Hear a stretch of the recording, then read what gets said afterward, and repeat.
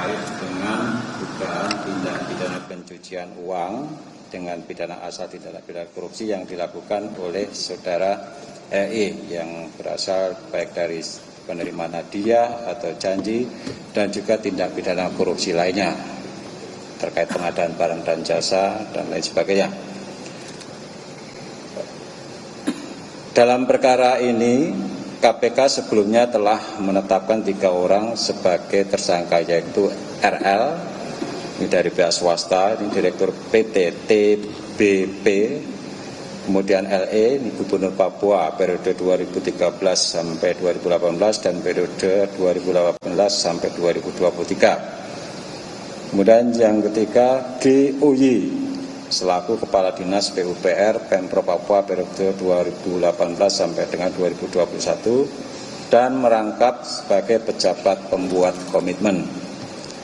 Berdasarkan fakta penyidikan dan kecukupan alat bukti, KPK kemudian kembali menetapkan LE, Gubernur Papua periode 2013 sampai dengan 2023 selama 2 periode sebagai tersangka dalam dugaan tindak pidana pencucian uang, yaitu dugaan tindak pidana pencucian uang dalam hubungannya dengan perbuatan menempatkan, mentransfer, mengalihkan, membelanjakan, membayarkan, menghibahkan, menitipkan, membawa ke luar negeri, mengubah bentuk, menukarkan dengan mata uang atau surat berharga atau perbuatan lain atas harta kekayaan yang diketahui atau patut diduga merupakan hasil tindak pidana korupsi, dengan tujuan untuk menyembunyikan atau menyamarkan asal-usul, sumber, lokasi peruntukan, pengalihan hak-hak atau kepemilikan yang sebenarnya atas harta kekayaan yang diketahuinya atau patut diduganya merupakan hasil tindak pidana korupsi yang diduga dilakukan oleh tersangka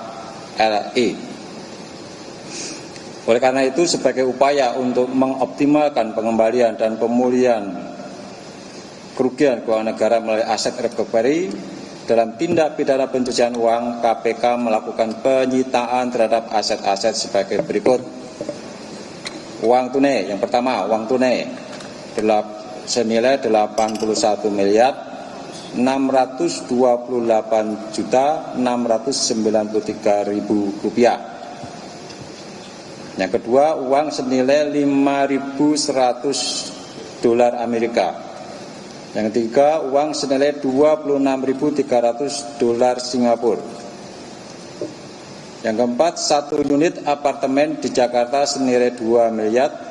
Yang kelima, sebidang tanah dengan luas 1.525 meter persegi beserta bangunan di atasnya terdiri dari Hotel Grand Royal Angkasa, bangunan dapur dan bangunan lain yang terletak di Jayapura senilai 40 miliar. Yang keenam, 1 bidang tanah berikut bangunan rumah tinggal di Jakarta senilai 5.380 juta. Yang ketujuh, tanah seluas 682 meter persegi beserta bangunan di Jayapura senilai 682 juta. Yang kedelapan, tanah seluas 862 meter persegi beserta bangunan di atasnya di Kota Bogor senilai 4.310 juta. Yang sembilan, tanah seluas 2.199 meter persegi beserta bangunan di atasnya di Jayapura senilai 1.099.500.000. Yang ke-10, tanah seluas 2.000 meter persegi beserta bangunan di atasnya terletak di Jayapura senilai 1 miliar. Dan 11, 1 unit apartemen di Jakarta senilai 510 juta. 12, 1 unit apartemen di Jakarta senilai 700 juta. 13, rumah tipe 36 di Koya Barat senilai 184 juta. 14, sertifikat hak milik tanah di Koya Koso, AB Pura senilai 47.600.000. 15, sertifikat hak milik tanah beserta bangunan berbentuk sasak MTP yang rencananya akan dibuka sebagai rumah makan di Koya Koso, AB Pura senilai 2.748 juta. 16, 2 buah emas batangan senilai 1.782 Rp17.883.600. 17. 4 keping koin emas bertuliskan property of Mr. Lukas NMB senilai Rp41.127.000. 18. 1 buah liontin emas berbentuk kepala singa senilai Rp34.199.500. 19. 12 cincin emas bermata batu dengan nilai barang masih proses penaksiran dari pihak Pegadaian. 21 cincin emas tidak bermata dengan nilai barang masih proses penaksiran dari pihak Pegadaian. 21. 2 buah cincin berwarna silver emas putih dengan nilai barang masih dalam proses penaksiran dari pihak Pegadaian. 22 biji emas dalam 1 buah tumbler dengan nilai barang masih proses penaksiran dari pihak Pegadaian.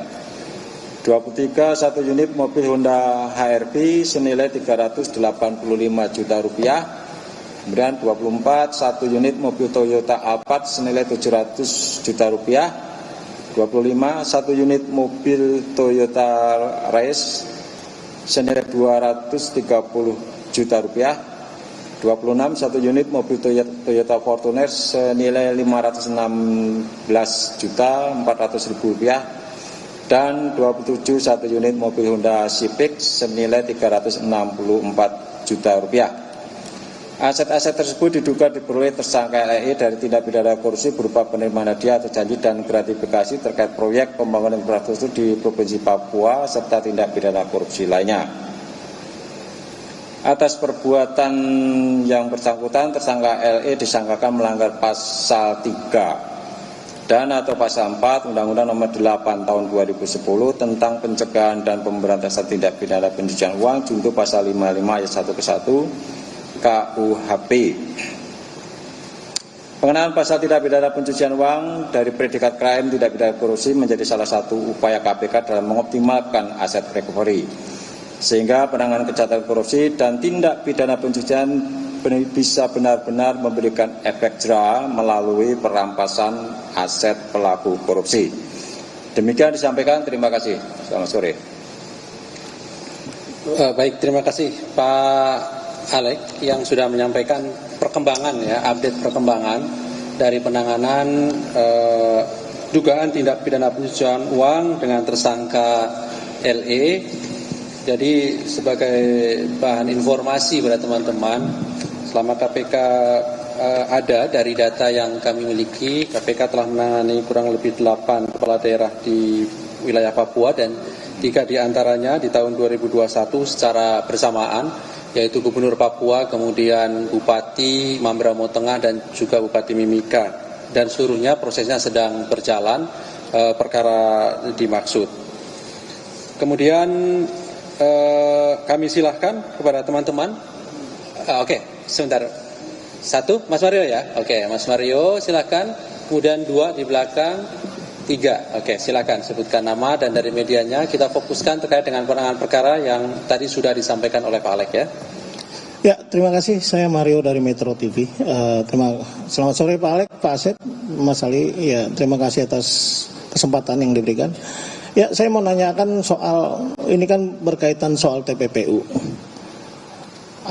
Yang mungkin dari paparan Pak Alek itu ini kan tinggal dipilah nih Pak.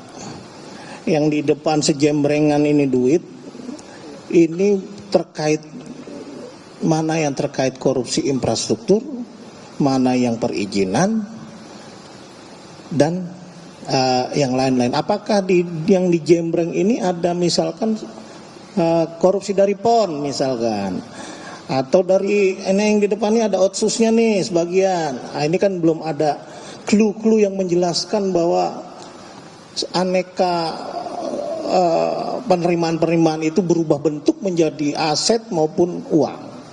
Nah, yang menjadi pertanyaan kedua, kemana duit